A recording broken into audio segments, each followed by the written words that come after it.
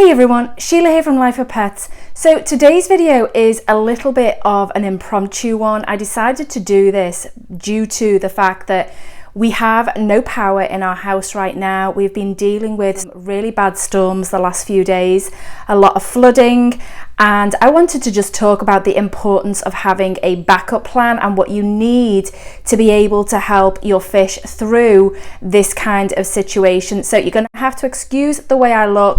It is really hot in the house right now. I think it's already up to about 84 degrees. Today it's supposed to be 100 degrees outside. So the house is going to get really hot, and with that, with there being no power, no water surface movement in any of the tanks, it's really important that you're able to do that for your fish. So I'm going to show you what we use, and I was literally just starting to put all these into the tanks because the power has now been off for quite a while, and I decided that I don't want the fish to go any longer.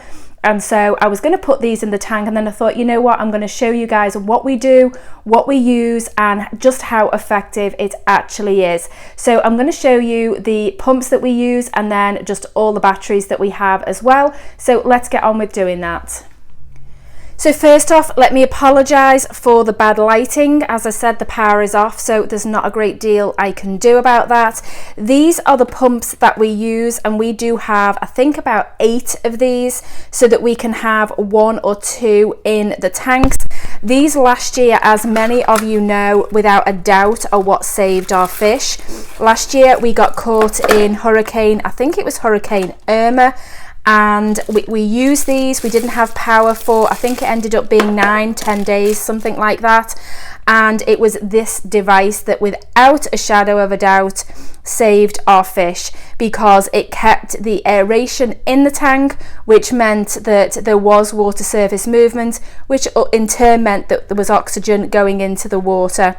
Now, so the device is very simple. It is just basically an air pump, but then it's battery powered, and you put your airline tubing on here, which all comes in the kit, and then you've got the on-off switch as well. I will leave a link to this in the description box below if you want to take a look at it. It then just opens up, and inside you have the tubing, and you also have an air stone, and then you just put its 2 double D batteries in here. And last year that was one thing that we did end up running out of, and thankfully friends of ours did have some. In fact, some people did send us some as well, which was just amazing, because there were none of them for sale in the stores because they'd all been bought up. So this year we are very prepared. We have another, I think, 2 boxes as well, and as I'm going to have to use them today, then we're already going to be going through some. So all we do is put the batteries in here, and then when I've done that and set it all up, then I will show you it running in the tanks. So I'll put a battery in this one and a battery in this one, and that should be it. Close it up. Doesn't want to close, the wiring's got caught in it. There we go. Oh, there we go. All right, and then turn it on, and hopefully you can hear that.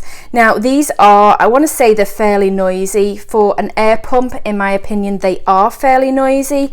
However, right now that is not my concern. My concern is getting airflow into the tanks, especially the 75 gallon, because that particular tank, a lot of those fish are what are called high oxygen fish, so they do need a lot of oxygen content in the water, which means they need a lot of water surface movement, and so that is what this is going to do. As you can see, it does have a good sized air stone on it, so let's go put it in the 75 gallon. So unfortunately it is very dark in this room, and obviously you can't see the fish, but I am going to just sit this on the top here of the tank, and I'm going to open the lid, and then all I'm going to do is drop it into the tank. I do hope you can see this, possibly not, but I'm going to drop it into the tank, close the lid over, and then switch it on. And then I don't know whether you can see that because of the glare, but you can see now that it's giving, and it does have a really strong flow on it, which is great. Now I'm going to turn it off because otherwise it's going to be very annoying while I'm talking. But this one, I am actually going to put 2 of them in here so that it really does give a lot of movement to the top of the water. I did buy enough that we did have an extra 2 for if one didn't work or something broke down. So I am going to switch this one back on because this tank desperately does need it. And I'm going to set up the next one so that I can then start going through all the other tanks. So I'm going to go around all the tanks and add them into the ones that I feel at this point need it. If the power is out for too much longer, I probably will add some more to some of the other tanks, but at the moment I feel that some of the other tanks will be okay for a few more hours. However, if it goes on for a much more extended period of time, then we will actually be putting them into all the tanks. And I'm going to get to setting up the others, and just need to get some more batteries. We have so many of these batteries right now. They do actually have a very long shelf life, so I'm not too worried about if we don't end up needing all of them, that they would actually do for probably at least another year. So I'm not too worried about that. But I did actually find with the batteries that at this time of the year, for us anyway, they're really expensive.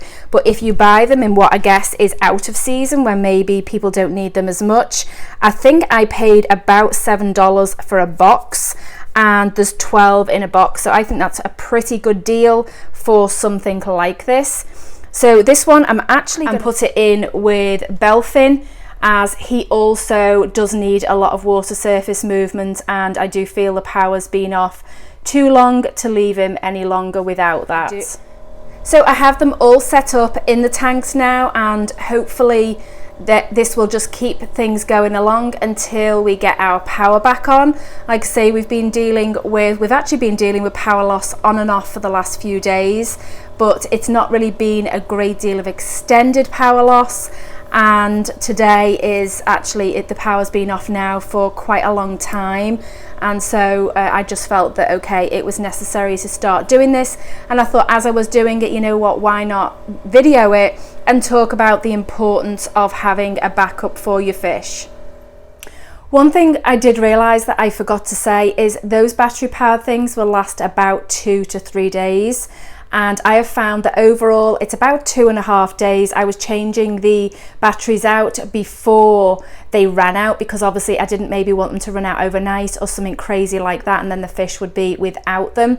So yeah, so they will actually last 2 to 3 days on one set of batteries. Alright guys, I do hope that was helpful. I'm sorry if you can hear all the buzzing around me right now, but obviously all these pumps are running. I will say they are fairly noisy, but for me it's more about the care of the fish as opposed to the noise in the house right now. The house has already, in just doing this video, gone up another 2 degrees, so it's now at 86 degrees. Thankfully, it does take the tanks a long time to heat up to that. It can actually be several days before the temperature will go up. That's one of the good things about having larger tanks, in that it does take a while for them to go up. Last year when our house hit over 90 degrees, I think the hottest it got at one point was 92, and the tank sat at about, I think it was about 88 degrees. But as long as you've got the water movement, it is okay, and all our fish did okay. We didn't lose a single fish through that whole experience. 9 days, no power.